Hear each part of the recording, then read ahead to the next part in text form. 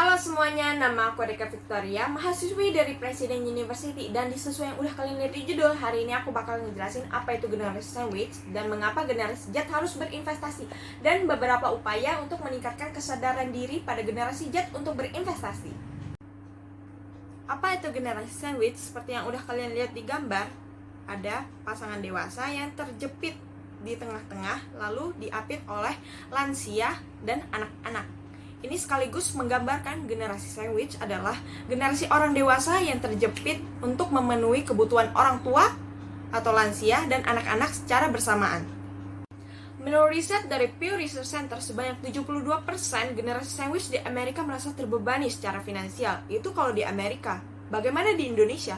BPS sendiri mencatat sebanyak 62,64% kaum lansia tinggal bersama anak dan cucunya di Indonesia, dan 79,91% anggota rumah tangga yang menopang rumah tangga lansia di Indonesia. Terdapat beberapa faktor yang membantu generasi sandwich. Yang pertama, banyak masyarakat yang hidup dengan prinsip you only live once. Ayo ngaku, siapa sih yang gak pernah merasakan ini? Pasti pernah kan kita mikir, kapan lagi kita hamburin duit kalau bukan sekarang? Karena hidup cuma sekali. Sehingga kita lupa untuk menyisihkan uang untuk diinvestasikan atau ditabung, dan membuat kita terbebani ke depannya. Yang kedua, kurangnya edukasi finansial tentang perencanaan keuangan, yang mana menjadi alasan bagi orang tua untuk menggantungkan nasib pada generasi selanjutnya. Yang ketiga, menaikkan gaya hidup seiring dengan bertambahnya pendapatan. Ini seperti kejadian viral yang lagi terjadi di Kabupaten Tuban, di mana setiap rumah dapat membeli 2-3 mobil karena mendapatkan ganti rugi dari Pertamina. Yang sebenarnya uang ini dapat diinvestasikan atau diputar kembali supaya dapat return yang lebih banyak. Yang keempat, tidak mengikuti program asuransi kesehatan. Padahal ini dapat meminimalisir potensi kerugian dan mengurangi beban-beban di masa pensiun nantinya. Disadari atau tidak, rantai peristiwa generasi sandwich akan terjadi pada semua generasi, tak terkecuali generasi Z. Lahir di era teknologi digital serta diberi kemudahan akses dalam semua bidang, membuat sebagian besar generasi Z memiliki pola konsumsi yang boros. Generasi Z juga selalu memprioritaskan kebutuhan pengalaman atau experience spending seperti traveling, nonton konser, makan di restoran mahal, membeli barang yang sedang tren dibandingkan menabung ataupun berinvestasi. Ini didukung dengan data dari lembaga keuangan bernama Credit Karma yang menunjukkan sebesar 39% anak remaja di Amerika Serikat rela berutang demi membeli barang yang sedang tren. Padahal cepat atau lambat generasi Z pasti akan masuk ke kategori generasi sandwich, di mana mereka harus menyokong kebutuhan orang tua mereka dan anak-anak mereka secara sekaligus. Sebenarnya banyak cara yang dapat dilakukan untuk mengakali rantai generasi sandwich ini, seperti mencari pekerjaan sampingan, menunda menikah, tidak ingin memiliki banyak anak. Namun ternyata yang paling efektif yaitu menambah edukasi finansial. Wawasan dan edukasi finansial yang dimaksud dapat dimulai dengan langkah kecil, yaitu menyusun anggaran dan mengelola cash flow. Setelah mempunyai anggaran yang teratur, generasi Z diharap untuk sadar akan pentingnya investasi dan mulai menyisihkan pendapatannya untuk diinvestasikan. Hal ini karena umur yang produktif juga berperan penting dalam berinvestasi. Mari kita bandingkan seseorang yang belum menikah dan yang sudah menikah. Tentunya yang belum menikah, pemasukannya cenderung lebih besar untuk diinvestasikan. Berbeda dengan seseorang yang sudah menikah, pemasukannya untuk diinvestasikan jauh lebih kecil karena harus dialokasikan ke kebutuhan keluarga. Investasi ibarat bola salju yang digelindingkan di dataran menurun dan akan terus membesar secara perlahan. Ini mengapa generasi Z dianjurkan untuk investasi sedini mungkin, karena hasil investasi yang dihasilkan akan lebih besar dan nantinya pas masa tua tidak akan terbebani secara finansial. Tapi pada kenyataannya jumlah investor di Indonesia masihlah sangat sedikit.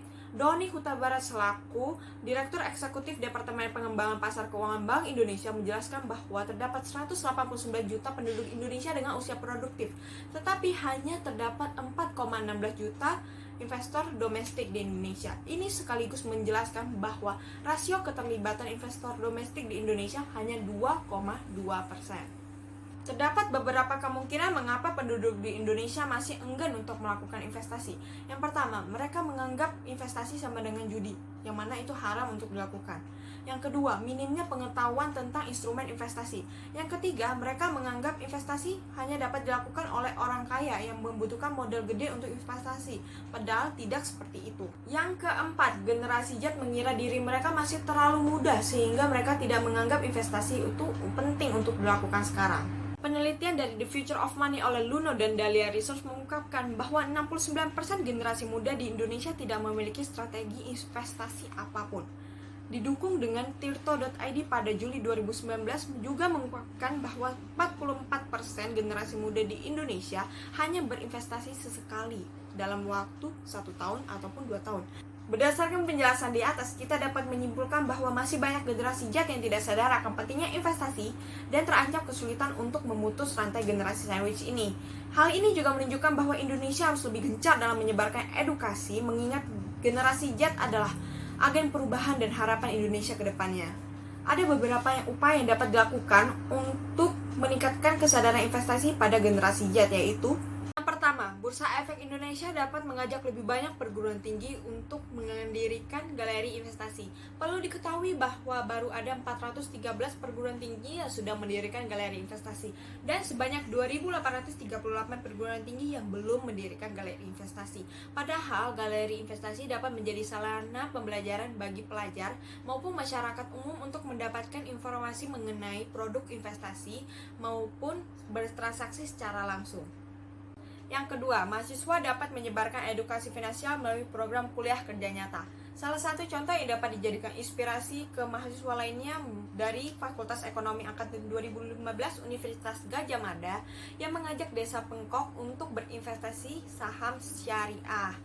Program ini juga membawa harapan agar seluruh masyarakat di Desa Pengkok dapat mengerti dan menyadari pentingnya berinvestasi, terutama milenial dan generasi Z. Yang ketiga, pemerintah dapat mengajak public figure menjadi duta investasi. Tentunya public figure yang dibawa harus memiliki influence yang baik kepada masyarakat, terutama generasi Z, untuk mengedukasi mereka betapa pentingnya investasi tanpa mempromosikan saham dari emiten tertentu. Yang keempat, organisasi dari lembaga pendidikan seperti OSIS, HIMA, BEM dapat bekerja sama dengan Bursa Efek Indonesia untuk menyelenggarakan acara seminar tentang edukasi keuangan di kampus maupun sekolah, sehingga semakin banyak generasi Z yang sadar akan pentingnya berinvestasi. Dengan banyaknya generasi Z yang semakin sadar akan pentingnya berinvestasi, selain dapat memutus rantai generasi sandwich dan mencapai financial freedom pada saat hari tua nanti, kita juga dapat membantu Indonesia menjadi negara yang lebih makmur. Sekian presentasi saya hari ini, makasih semuanya.